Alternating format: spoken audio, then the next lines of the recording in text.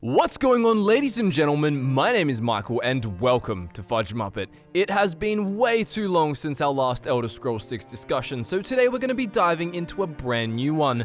If you've been following our channel for a while, you'd know we're super pumped for Elder Scrolls 6. We've got a series you can check out called 5 Things We Want in Elder Scrolls 6. We've got giant ideal Elder Scrolls 6 discussions, but then we've also got this one, 4 Things You Want But We Don't. It's part 3, but like the other videos, the parts don't matter. So if this is your first video, you can comfortably sit back and relax.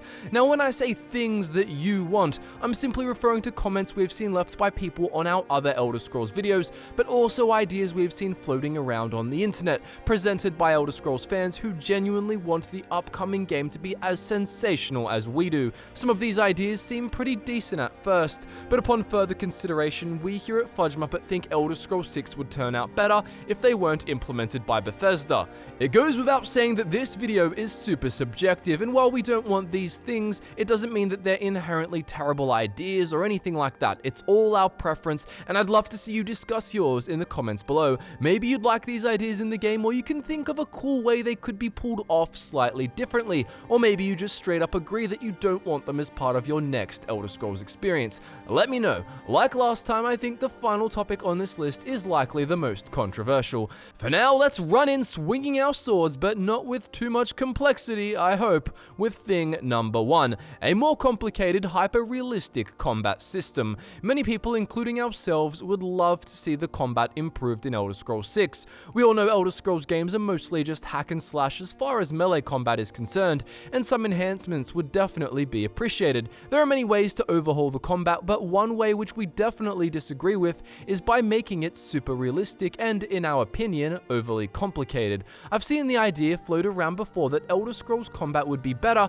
if it was more similar to that in Kingdom Come Deliverance, where you're forced to take each fight more seriously, and there's a lot more complexity regarding the movement of your weapon, predicting enemy strikes, blocking, parrying, and so on.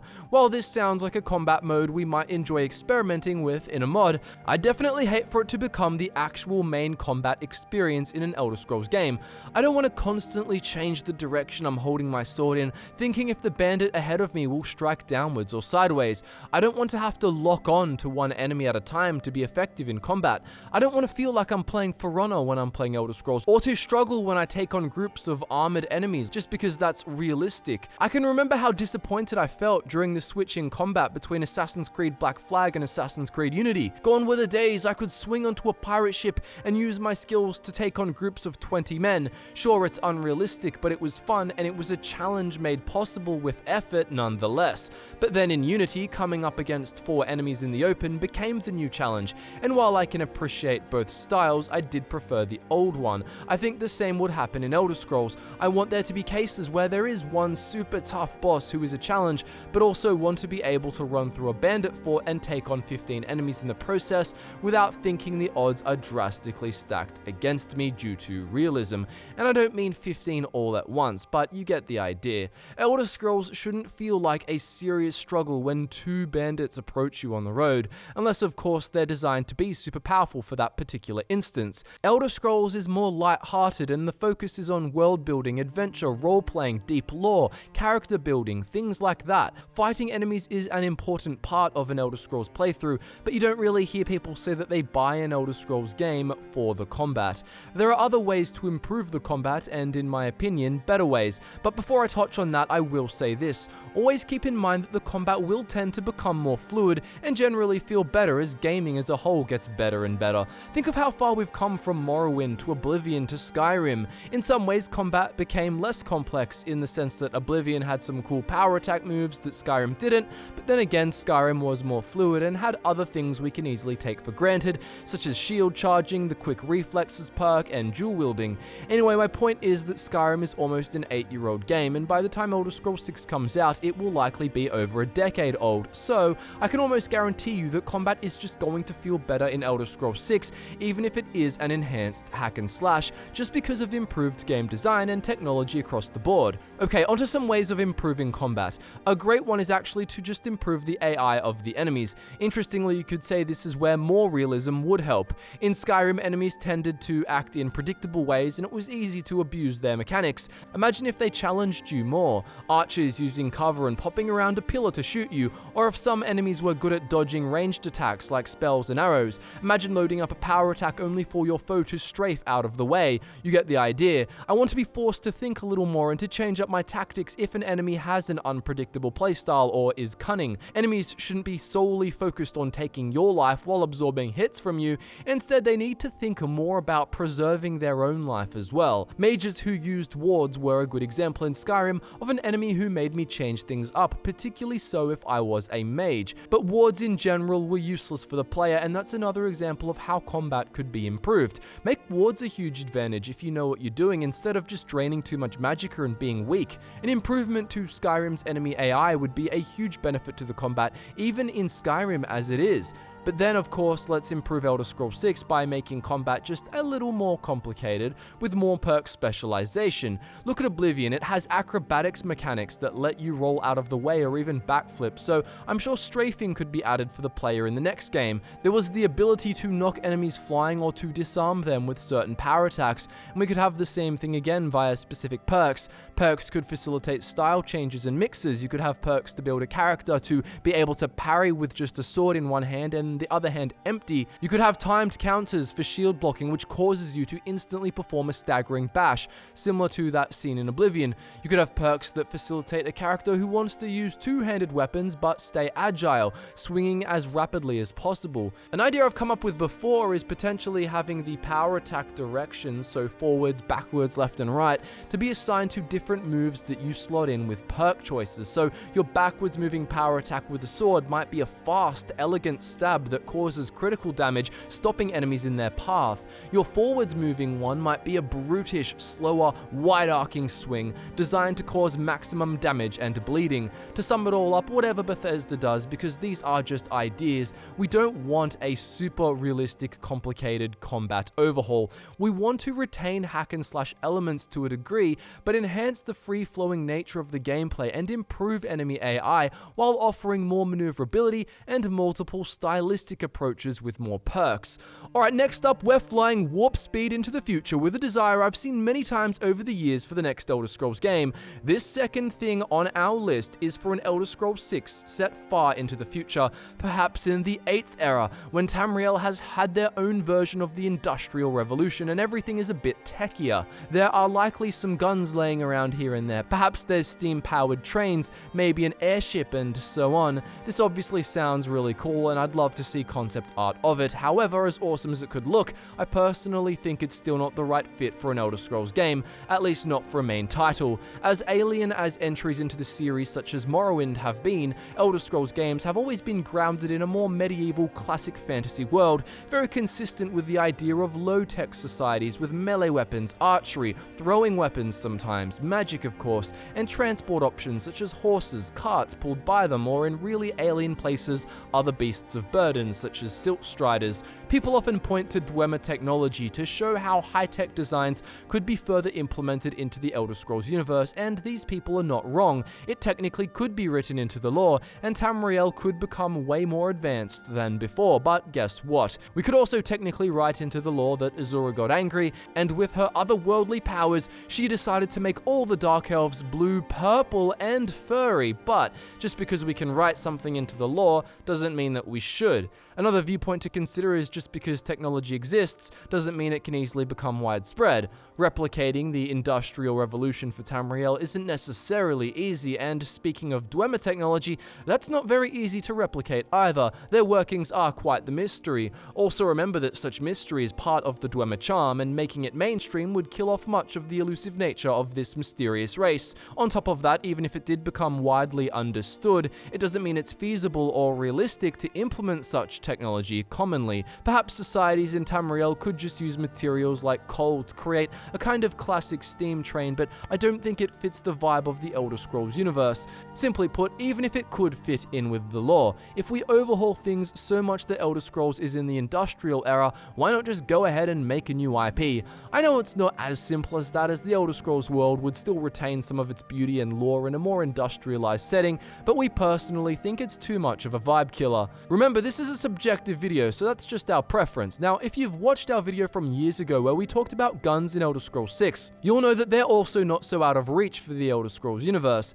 There are cannons after all, and introducing a gun would just be a small version of that. I'm not talking about a submachine gun with night vision. I'm just saying that technically muskets and perhaps flintlock pistols could be possible. It could really fit in with the location of Hammerfell. I just want to ensure that they were super uncommon and only encountered rarely, like being used by a boss pirate, or perhaps were only used by a guild of high intellect engineers. They could have perks in the marksman tree and deal high damage, with drawbacks being very slow reload speed and quite scarce ammunition. I think guns being added, as long as they're extremely rare and in a society that's not noticeably more advanced than the ones already on Tamriel, it could be okay, but I still think it's definitely not at the top of my priority list, and I definitely want my Elder Scrolls experience to remain quite low tech. Imagine if guns were super widespread and easy to get and to use. Melee weapons would be used less often and it wouldn't feel the same. A world of guns and magic, cool to indulge the idea, but it's not what I want. I mean, really, you could just make some sort of energy gun just using magic powered by a soul gem, but isn't that kind of like a staff anyway, but bent into a different shape? At the end of the day, yes, Bethesda could make some amazing 7th era Western Elder Scrolls game, but it just goes too far from the core theme of the series. Why not just take it into outer space while we're at it? You get the idea, but I'd love to hear what you think in the comments section below. Grab your buddies for the next thing on the list, because we're going to be talking about the idea of Elder Scrolls 6 going multiplayer. This is easily something that we can say we do not want in Elder Scrolls 6, but there are still people out there who think adding some multiplayer elements would be a good idea. I've got to be honest, I've been permanently scarred by the idea of Bethesda doing multiplayer after Fallout 76, but for good reason. When you build a Bethesda game that has always been single player around the idea of multiplayer, it is so easy to jeopardize the single player elements that make an Elder Scrolls or Fallout game good. Quest design, for example, is best when it can change the world around you in a meaningful way, which doesn't really make sense when you're hopping between servers and desire to see lasting impact. I mean, this is why Fallout 76 wasn't designed to be just a normal Fallout game, but with heaps of players running around the one map doing single player quests. It just doesn't work properly. Even in our ideal Fallout 76 video, when we explained how we'd improve the game, we were still limited to the confines of multiplayer parameters, and could tell how it does detract from a good single-player adventure RPG experience. I won't even bother spending too much time talking about all the issues of a heavy multiplayer focus, as I want to discuss the focus that is more commonly desired, and that is a multiplayer or co-op system more akin to that of the Borderlands series. By the way, we're really enjoying Borderlands 3. Now, there aren't hordes of people out there who want Elder Scrolls 6 to be similar to Fallout 76, but plenty of people think a few multiplayer features or a co-op experience like Vermintide or Borderlands could be great. Now, these people aren't wrong. It would be fun. If you see the Skyrim multiplayer mod named Skyrim Together, you can see that playing in the world designed for a single player experience but with multiple friends can certainly provide for plenty of good times. However, while it is fun, it obviously doesn't make sense. Even a co-op Elder Scrolls game would have to be designed around co-op, and then other aspects are forced to suffer. Games like Borderlands are built with co-op and loot and shoot mechanics in mind. Elder Scrolls is not. Think of how questing would work. Would there be servers? Would people end up getting duplicates of unique items like Daedric artifacts and trade them amongst each other? Could I get 7 Volendrungs and 5 Spellbreakers in my inventory? It just sounds a bit weird. What if someone in my universe kills a bunch of people? Are they just dead now, or do they just respawn? Would we just optionally join different servers and then not be able to influence others' worlds or initiate their quests? I mean, optionally joining a friend's world could work, and perhaps I'd enjoy it, but it still detracts from the focus of the experience and just becomes being a temporary companion for a friend on their Elder Scrolls journey. Now, what about role-playing? Would you and all your friends be Dragonborn in Skyrim's case, or all be the Nerevarine in Morrowind? What about guilds? Are we going to have a party of 4 players all become the Guildmaster of the Thieves Guild or the Listener of the Dark Brotherhood, of which in the lore and role-playing it only makes sense for there to be one? It just doesn't feel right. All the dialogue in the game also wouldn't feel immersive if you were addressed as an individual but played in a group. And how about quest choices? What if one player wants to be good, but another player wants to be evil on the same mission? You could have a dice rolling feature, but players love Elder Scrolls because they want the freedom to do what they want, not what their friends want. What about saving the game when you want? And what about the waiting feature? How about enemy scaling when people are different levels? There are some workarounds for little things like that, but it just gets messy, and the more I think of ways to try and make it work, the more problems I encounter, and the more I realize that you just have to compromise on the ultimate Elder Scrolls experience we've all come to love and know so far for something new. To each their own, but I'm not taking any chances. I just want my Elder Scrolls playthrough to be like that in Morrowind, Oblivion, and Skyrim, just better and enhanced. I want to carve my way into the world as my own character, and not have the game series entirely overhauled for a different type of experience. And now for the final desire. You confront Alduin the World-Eater. You've flown on the back of a dragon, you've slain your way through hundreds of Draugr, ascending to the heavens in an epic suit of shiny armor, ready to save the universe. You come face to face with the beastly dragon, his hulking frame intimidating even the toughest foes, but not you. Then, unexpectedly, you meet a group of even deadlier foes. Hunger, thirst, sleep deprivation, an unbeatable trio. You keel over, dying of starvation, dehydration, and fatigue, and so ends the journey of the Dragonborn, prophesied to save the world but slain by lack of apples, mead, and pillow time. The next thing on this list is the idea of wanting survival mechanics to be implemented into the main experience of Elder Scrolls 6. This topic is potentially the most controversial, simply due to the fact that so many people love survival mechanics. I too can appreciate a great survival game, however, here at FudgeMuppet, we'd prefer to keep a focus on survival elements out of the next Elder Scrolls game. Survival elements are usually put in games to increase difficulty, enhance immersion through making it more like real life, and generally just for people who enjoy survival elements in games to have fun. There are mods for Skyrim such as Frostfall which add survival features, making it so that you'll suffer if you do not wear warm enough clothing, build campfires, stay dry, and seek shelter to survive. Other mods make it so that you must eat, drink, and sleep. If you've played Fallout 76 or survival or hardcore mode on previous Fallout games, then you'll know what this kind of playthrough feels like. In an apocalyptic setting, it makes a lot of sense. The draw to the post-apocalyptic genre revolves significantly around how people and societies survive and thrive in a new ravaged world. However, in the Elder Scrolls series, menial tasks like eating, drinking, and sleeping have always taken a back seat so that the exploration of fantastical elements and unhindered adventure can remain at the forefront of the experience. Don't get me wrong, I've played survival mods for Skyrim before and enjoyed them. However, this is because I had played Skyrim so much and was seeking out something new to spice things up. I would never want my first experience of Elder Scrolls to have a heavy survival emphasis. I don't want to have to set up a campsite while I'm rapidly tracking down Mercer Frey after he betrays the Thieves Guild. I don't want to remember to pack bread and water in a backpack when I go to Hermaeus Mora's Realm of Apocrypha just because I'm not sure how long I'll be in there. I want the feeling that as long as I have a full health bar, that I alone might be powerful enough to go jumping into any portal, to charge into the front lines of an epic war, or to hop on horseback and tear across the province without hesitation. There's cool immersion that can be added to a game that doesn't detract from what an Elder Scrolls game should feel like. For example, facial hair could grow slowly over time, making you feel a certain way, in this case like you've been out in the wild for a long while. But having camping and consumables become a main feature would constantly pull away from the core experience in the sense that it interrupts exploration. I just don't want my first playthrough in a fantasy universe to have me thinking of where I can find water in the Alakir Desert, when I just want to get to the ancient ruins nearby, role-playing my treasure hunter build and seeking out the rare artifact of a Yukudan deity. A survival mode could be added for players so that it doesn't jeopardize the main experience, and I wouldn't be against that at all. I just wouldn't want the main game to be built with survival in mind. I want Bethesda to go all in on what made Skyrim good, what made Morrowind and Oblivion good, and just commit to doing that style better and with more content. What you could do is just give better bonuses if you do drink water, eat food, and sleep, but nothing game-changing. Food was underwhelming in Skyrim. In Oblivion, it could at least be used as an alchemical ingredient. So I'd be all for making food and drink a bit more advantageous, and we could improve the bonus from sleeping too.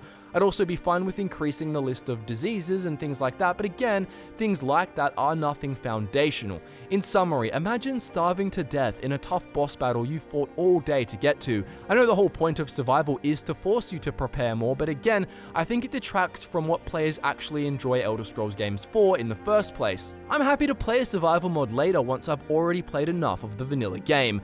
And that wraps up another Elder Scrolls video exploring 4 things we've seen designed desired by Elder Scrolls fans that we personally wouldn't want in the game. Thank you so much for watching the video, and like I said earlier, it is a subjective video, so some of the ideas simply do come down to preference. That said, I hope you enjoyed our thoughts on the ideas, and we'd love to know in the comments section whether or not you agree. Do you want any of these ideas in the next game, or definitely not? Also, when do you think we'll actually get a release date? As always, social media links can be found in the description below if you want to send an idea or thought you have our way, or just see what we're thinking. Thanks again for tuning in. My name is Michael, and I look forward to nerding out with you again very soon.